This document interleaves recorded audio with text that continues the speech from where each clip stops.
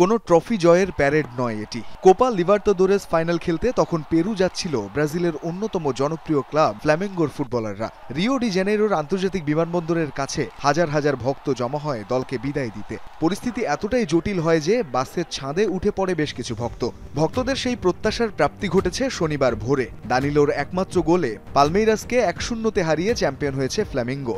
All Brazil ফাইনালের এই জয়ে চতুর্থবারের মতো শিরোপা ঘরে তুলল অভিজাত এই ক্লাব।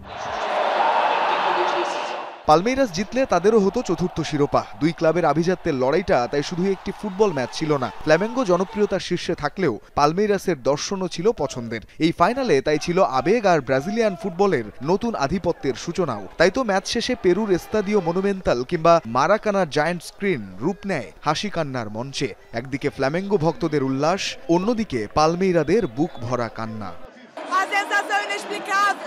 এই অনুভূতি ভাষায় প্রকাশ করার মতো নয়। আমি এই দলটার প্রতি খুবই আবেগপ্রবণ। আমার বাবা একজন কট্টর ফ্ল্যামেঙ্গো সমর্থক, আমার বোন, আমার পুরো পরিবার। আর কিছু বলার নেই। ফ্ল্যামেঙ্গো আমার জীবনের ভালোবাসা। আমি এই দলটাকে নিয়েই বাঁচি।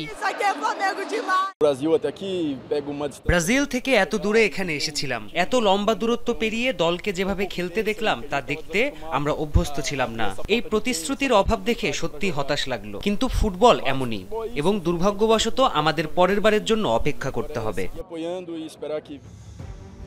সমর্থকদের আনন্দে বিষাদে ভরা এই অভিব্যক্তির পেছনের কারিগর ছিলেন দানিলো। ম্যাচের 67 মিনিটে শিরোপা নির্ধারণী একমাত্র গোলটি করেন ব্রাজিলিয়ান সেন্টার ব্যাক, যিনি ম্যাচের আগের দিনই হারিয়েছেন নিজের আন্টিকে।